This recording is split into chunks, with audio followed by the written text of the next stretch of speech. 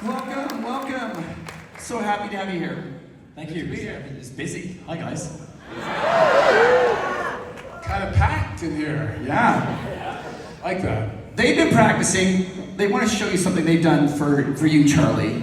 Okay, this is just for Charlie. We'll do there and there. Ready? 1, 2, 3. Vincent, this one's for you. Wow, awesome. Passionate fans here. We have lots of them that want to ask questions. Thank you so much for being here. You've been having a good time so far? Yeah, great. Excellent, all right, let's do it. Thanks so much for having us. We're thrilled to be here. Perfect. All right, let's get it. Charlie, Vincent, my name is Mark. Nice to meet you. Hi, Mark. So, I'm gonna make this quick. So, Charlie, do you believe Daredevil could have had a larger role in Spider-Man No Way Home? And Vincent, do you believe that Hoskins got what he deserved for attempting to weaponize dinosaurs in Jurassic World?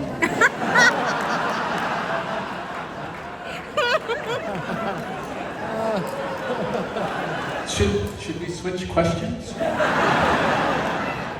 So I think that as Daredevil, I really deserve to be in a Spider-Man movie. And I think that it could only be a plus for all Spider-Man movies in the future.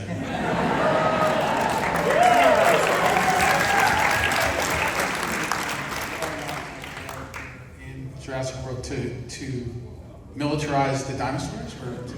Yes, do you believe Hoskins got what he deserved? My character, did he get what he deserved? Well, I have seen it, but what you got eaten? Yeah.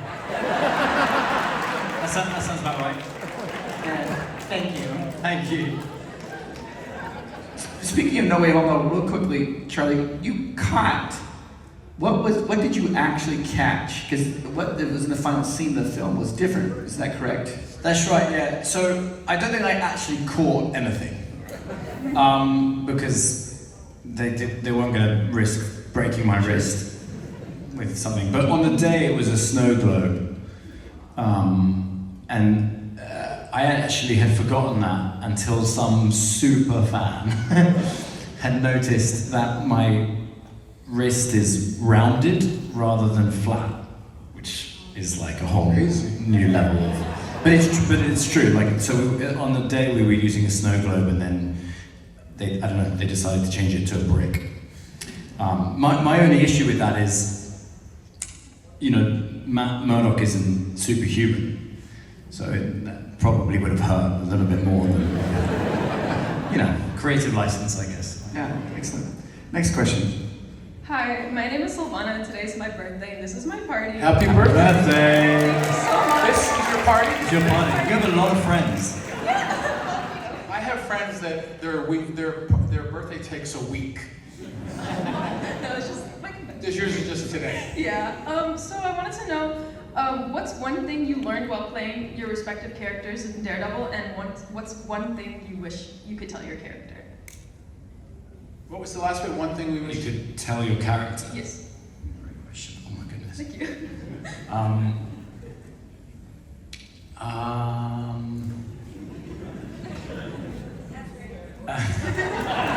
Thank you very much.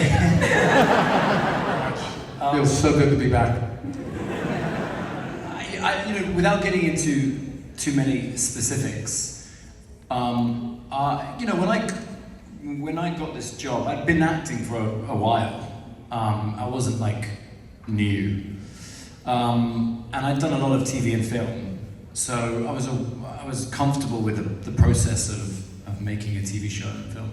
However, I did do a scene with Vincent in the second season. Yeah.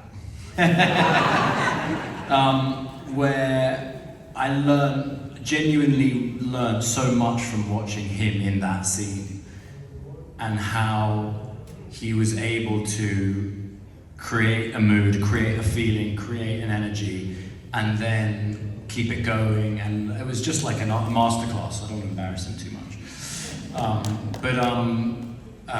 So that's one thing that whenever someone says, ask me about what I learned from the show or playing a character, that's the first thing that always pops into my head. wish I could tell the character? I don't know. It's gonna be okay. Like, don't take it too seriously. Yeah. So I think. So when it came to doing like a television series of whatever kind, I'd never played like a layered character part like that for so long in so many episodes. Like when I used to do this show called Criminal Intent. And that guy was closer to me in real life. I wasn't ridiculously smart like he was, and still am not. But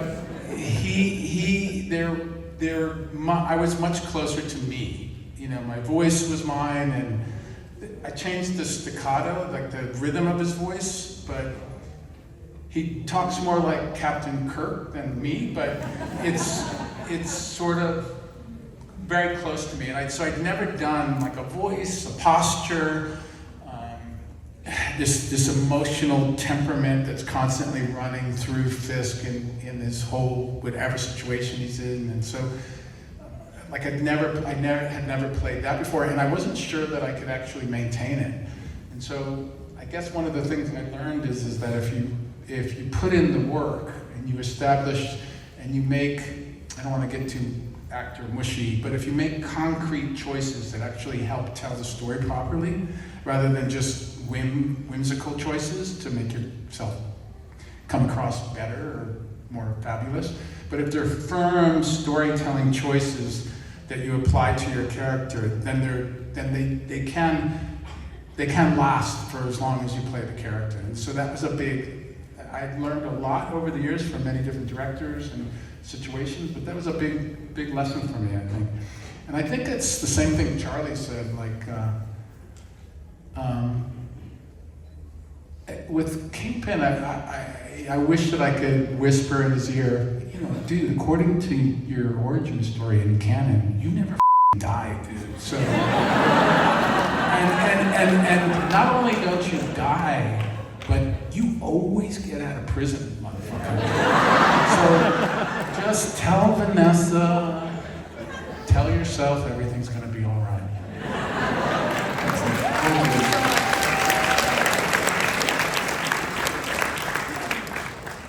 Hi, it's nice to meet you too. My question is, what is your dream role that you haven't played yet? And this doesn't have to be superhero related.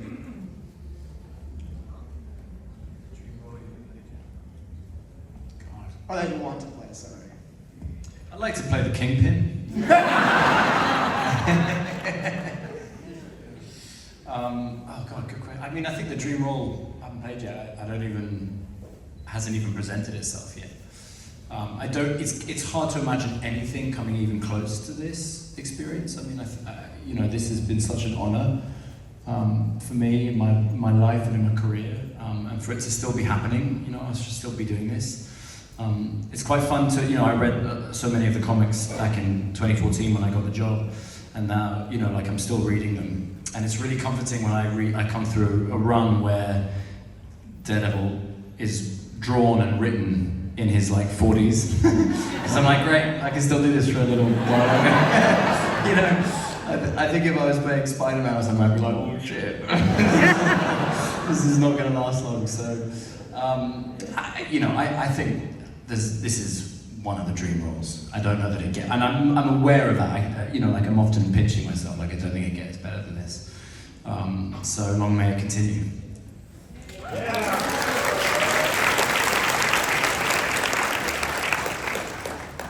Is that good, or do I have to answer? If you'd like to answer, you can. That was very entertaining, and I would just want to say that you're so fucking talented, you don't have to worry about anything ever. Thank you. Next question. Hi, I'm Harmony, and what is a funny moment you had on set? Oh God, so many. I've probably told this one before, but I remember Eldon had to say, we're not the freshest fish. And he couldn't do it. He couldn't do it. He couldn't do it. We had so many takes of him trying to say it because he kept saying, fresh as fresh. Fresh as fresh, fresh as fish. Couldn't do it. And of course, every time we tried again, it got harder. and then he started getting it right, and Deborah and I just were laughing the whole, like, couldn't get through it. Anyway, it was a good memory. I mean, that's the funniest things that happen on set is when they call it corpsing, when you. Why do they call it that? You'd think it would be when you forget your line. And they call it on stage, they call it corpsing. If When you laugh, when you can't, because it's a common thing to happen with actors, because they're idiots. They laugh for no reason. Yeah. Once the hour of the night gets late. When it happens on stage, It's intense.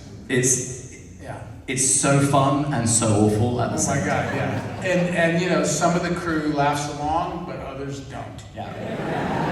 Because they want to go home. Yeah, which I don't blame them. But like in this, we did this new series called Daredevil Born Again. And When's it coming out, Vincent? yeah, When's it coming out? in March. Great. And I've been reading about it, and it sounds really good. What's that? Born Again, baby, yeah. So like, when we were shooting that, I won't tell you what scene, but me and two other characters, which I can't name, and Vanessa were in the scene together. But we had to all come through this doorway together, and it was just like a regular doorway. But the director wanted us to come like in as close to each other as we could. We couldn't do it. We couldn't do it without laughing. And because it looked like a scene from Love Boat or something. It like looked so stupid. And then once one of the actors started laughing, then I started laughing, and then it was like we had to take a break. And we literally had to take like a 5-minute break, go away, and then come back and try again. And we had to eventually, believe it or not, we had to change the whole scene because we could not come together. It was pretty fun. It's really fun. Actually, just remind me, there's another thing that happened. I found this really funny because these things this is what makes our job so fun. And there's a scene in Born Again where I'm putting on like a suit, like a regular suit, and I'm with a character, and one of the takes I ad-libbed a line, which means when you make up a line on the moment, and I said, "Is this shirt blue?" Because, you know, Matt Murdock supposedly wouldn't know. And the costume designer who was behind the camera was like, "Yes, that's blue, Charlie." I was like, "Thanks, I'm acting right now, but thanks." And also, I can see it's blue in real life, so thanks. Thanks so much. Hello, my name is Katie, and I'm a huge fan of the show. And this question could be for both of you, Charlie and Vincent. I was wondering, what was the most difficult scene to film during Daredevil? Like of all of them. Yeah, just like difficult. So far, Yeah. yeah. That leaves a lot out that we can't talk about. There's an episode, season 1, I think episode 9, throughout the episode there's a huge, the whole episode is intercut with a fight with the ninja, who turns out to be Nobu.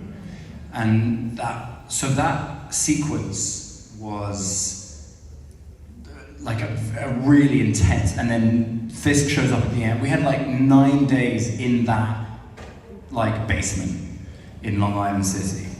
It was really, really hard. It was cold, and it was hard, and it was like so many days, and it was so dusty. It was brutal, yeah. And actually, do you remember afterwards when we wrapped there, another TV show, nothing to do with Netflix or Marvel, applied for a permit to film there, and they were denied because it wasn't safe. We've just done 2 weeks there. What are you talking about? But But yeah, I remember that being like brutal. That's where I got stitches. Yeah, you got hit in the face. Yeah. Not by me.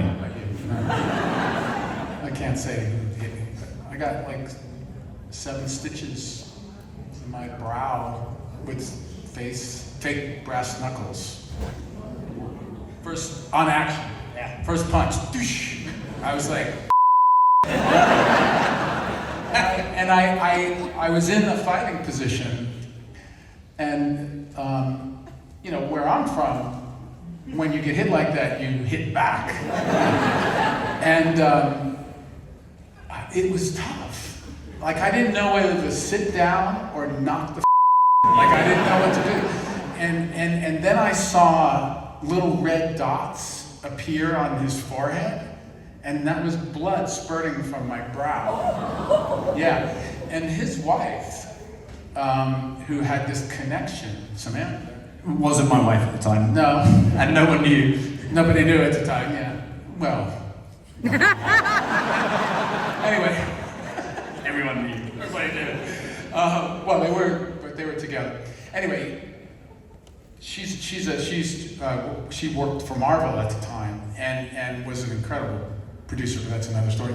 Anyway, thank God she was there because she had connections to one of the best surgeons and got me in an ambulance, got me there. By the time I got there, my forehead was the size of a baseball, and this fucking genius guy came in and took care of it. And he was also like a plastic surgeon, so he was able to do the stitches in a way that they'll never be seen. It was great. So that was, I mean, when it comes to that kind of thing, it was a pretty physical couple of days. That was tough. Yeah, that's the nature of making a show like that. There's always going to be things that, you know. But yeah, it's worth it. Thank you, guys. Thank you. All right, next question. Hi, I'm Lucy. I probably got one of the Oh, okay. dumber questions here, mainly for Vincent. What's your opinion on the Kingpin in the animated Spider-Verse, and would you have wanted to voice him if you got the chance? the one that's built like a Yeah, no, square. I totally. I'm just trying to be nice. So it's great, and I support it 100%. And like everybody should get a chance to play Kingpin, I guess. You know, like it's awesome. I watch him, so like I am totally entertained by those animations. By the way, I love them. But that's the truth. That's the absolute truth. I dig every one of them, and so it's, you know, it is what it is. I mean, hopefully someday I'll get a chance to do it. We'll see. You know. 'Cause you're the main Kingpin I see. Thank you. Oh, thank you. You know, Marvel did a poll on who's the most intimidating bad guy, and Kingpin was number 1. And Is that true? Yeah. And then the Green Goblin was number 2. And so, were you familiar with Kingpin when you were auditioning for this role, or did you realize how much people really like that character so much? I didn't audition for the role. Oh, right. Sorry. But you were, right. Kidding, I'm kidding. No, I didn't audition for the role, but I'm just joking. So no, when they came to me about it, I knew exactly who Kingpin was. Yeah, from when I was a kid. It's amazing. Yeah. But I didn't. But it was I still had to think about it because it was like a big commitment, and you know, I'm a dad. So it's like I have to be careful about. I was happy that they were shooting it in New York. There were things to think about first, but yeah, I knew the character pretty well, and then I got more and more familiar with it as we went. Excellent. All right, next question. Hi, my name is Sean, and it's just an honor to see you guys. And my birthday is not until next week, but I'm celebrating all weekend, and it's just such an honor to have you guys, you know, this weekend, you know, celebrating my birthday early. So you're crushing this other girl's birthday party? Yes. So my question is, like, have you ever seen the Daredevil movie with Ben Affleck and Yeah, of course. I just want to know, like, what your thoughts are on how they play those characters and how you guys play the characters differently from that movie. Okay, can I go? Yeah. No way am I going there. I can only say that the Kingpin was great in that. I loved it.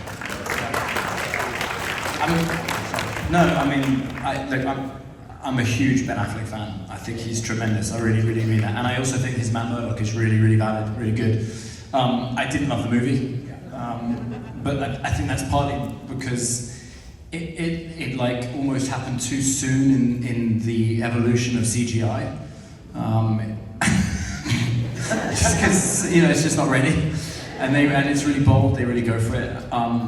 They also try to I think to do too much in one movie. They have so many characters in it, but I love Ben Affleck. I love his performance in it, and the Kingpin's great, and the Colin Farrell's hilarious.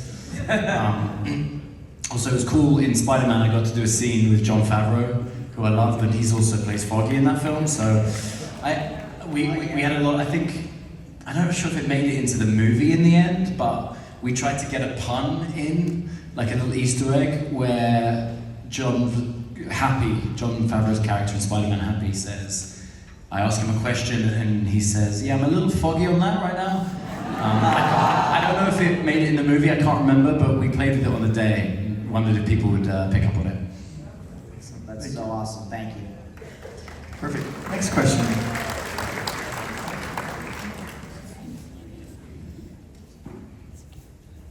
Hey, what's up? So I know we're all super psyched about Daredevil Born Again, and I just can't help but wonder if there's been any differences in operations or like the vibe on set between working for Disney under the thumb of Mr. Mouse or versus Marvel. Like when it comes to our show, and I think a lot of shows that have, how can I put this? So Charlie and I are a team. We're friends. We've been doing these characters for a long time, and everything. When we're on set, we are part of the tone, and that happens a lot on movie sets and on series. If the main characters are substantial and they're handled in a way that's serious, then the actors do set the tone. A director sets the tone, and actors set the tone, and then overall production people also set the tone too. But on our set, Charlie's got his half of the show, I have my half of the show, and I know what his work ethic is, and he knows mine, and so it sets a tone. We are in control of that in a lot of ways. So I kind of take it as a responsibility. Oh, massively. Yeah. And we've been, they've been so both Marvel TV and former Marvel TV when we were making it for Netflix and then now the current show, they've been so collaborative with us and so respectful of us and really, invited us into the room, so to speak, to help navigate this show and tell this story. But some of that I think does come from it's clear to them that we care. The thing we care about the most are these characters and this show and the quality of it. And so when that's clear, when everyone's on the same page, that we're very fortunate that Vincent and I get on so well, but also like we almost always agree, which is helpful. It gives you the confidence that you're on the right track when you agree about the direction of something and the tone of something. So we're lucky. It's luck. Sometimes you don't get that. I've worked on things where some of the people involved they're not necessarily there for the right reasons, and we're lucky that almost everyone that we've come into contact on this show, I think maybe everyone, has just been psyched to be there. So what a gift.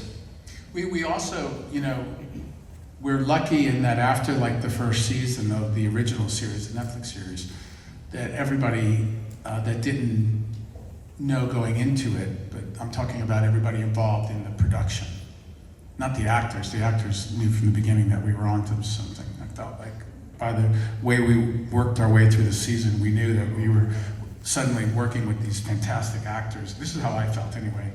And I'm sure that you felt similarly. Like the one thing that was going right was the tone of the actors and everything was going on. And then as the second season came around, everybody else realized it, and so the tone got really adventurous, and we all got brave and confident, not just us, but production-wise.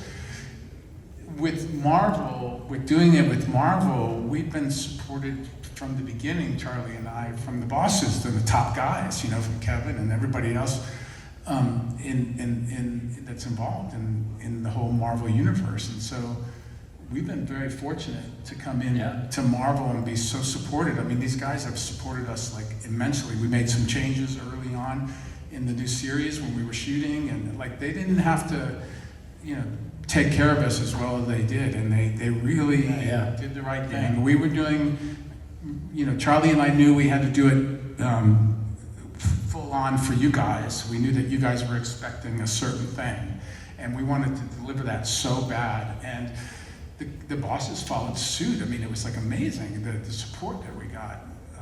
I'll never forget it. I think there's something that Marvel do so well is they trust in. It feels like just watching the other movies and the other TV shows as well, and obviously friends that I have who are in other shows at Marvel, they trust in the performers to bring their part of the character to the screen, so that they're not just having you perform what's already written. They want you to bring your own identity and your own ideas. I remember having an early conversation with Kevin Feige, and him asking me that question, like, what do you think? What do you want to do? And I was just like, oh, I thought you were going to tell me what to do. All right, that's really Thank you. Thank you. Thank you. Go ahead. Hi, my name is Ari. This is for Charlie. How hard was it to keep it a secret that you were making a cameo in Spider-Man No Way Home? It's so hard. It's like, some of you may have read this because I'm sure I've talked about it before, but I had a fun experience so when I found out I was going to be in Spider-Man No Way Home in middle of 2020, and we didn't film it, I wasn't filming for like a year later. So that whole time I was like trying to keep this secret. And then one of my dear friends is Andrew Garfield. So I had read that he was in it, and I'd heard from a couple of people that it was probably true. So when I got to Atlanta to film, I had texted him and I was like, if the trades are to be believed, we're in the same movie. And he replied saying, no dude, I'm doing Spider-Man. And I'm like, so yeah, it's true. So I wrote back saying, yeah, we're in the same movie. And he was like, you're in Spider-Man? And I was like, yeah. And then he was like, you're not in the script. And I was like, I'm in my script. Anyway, so obviously my scene wasn't in like one of the scripts that was handed out. So we then arranged to meet up, and we met up and we sat down in this restaurant in Atlanta. And as soon as we sat down, both of us looked at each other and was like, oh, this is not a good look. Like if we get photographed here, this is probably won't be viewed as a professional way to conduct oneself. So we ended up choosing a table where both of us were facing the wall. And we like this, so like hold the wall here, and we were like, so how have you been? Good?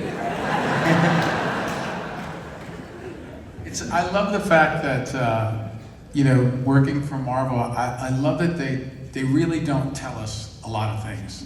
And it's so much easier when they don't tell us than when they do. Because the things that you would probably think that we know, we actually have no idea. And it's so much easier for us because there's enough secrets we have to keep already, just so that you guys enjoy it when it comes out to the most you can, and so the less you know, the better. But there are things that we learn in the most odd ways you wouldn't believe. Like, I don't know if we should. I mean, my mum tells me stuff. Yeah. And I'm like, sure. And then I get a call a few weeks later, I'm like, oh, she was right. Excellent. All right, guys, we have time for one more question. This will be our final question right here. Thank you. Thanks, great question. Charlie. Hello, Vincent. Very nice to have y'all here. My name is Gabriel. I just wanted to ask you about jumping back again kind of to the No Way Home end of 2021 era. Obviously, it was a big time for fans of the show, fans of Marvel. You had the Hawkeye show coming out where Vincent made his first true appearance, I guess you should say, in the MCU. And then just like a day or so later, you made your first true appearance in the MCU in No Way Home. What was that week like for the both of you, just to kind of see all the fan reactions? And like, what are you most excited for now that you're like truly there in the MCU? I mean, you know, it was strange feeling like a stepchild for a long time.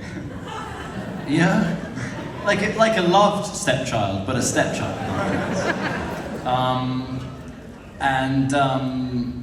So it's a good feeling to now be kind of part of that. Right? And more than anything, it's nice that it gives you like hope in the opportunities that may come. And like I'm become a fan of all these shows and films and stuff. And so, you know, I really share in the enthusiasm when characters meet and cross over. It's really fun. And so now we have more opportunity to do that. So that's what I look forward to the most. Yeah, I think that it was a little difficult to come in like that for the same reasons Charlie is saying. And I think that I knew that we'd have to get through that period and people would understand better that more is going to happen with the two of our characters. And I think that his appearance and my appearance in Hawkeye, was the beginning of people understanding that you're going to be seeing more of the two of us and together in the same show. And I think that was I think that it wasn't it's certainly not as good as doing this new series Born Again. You know, it's like there's a difference between doing those shows and even Echo, which I loved doing so much. It was still like it was all leading to what's coming in March, you know.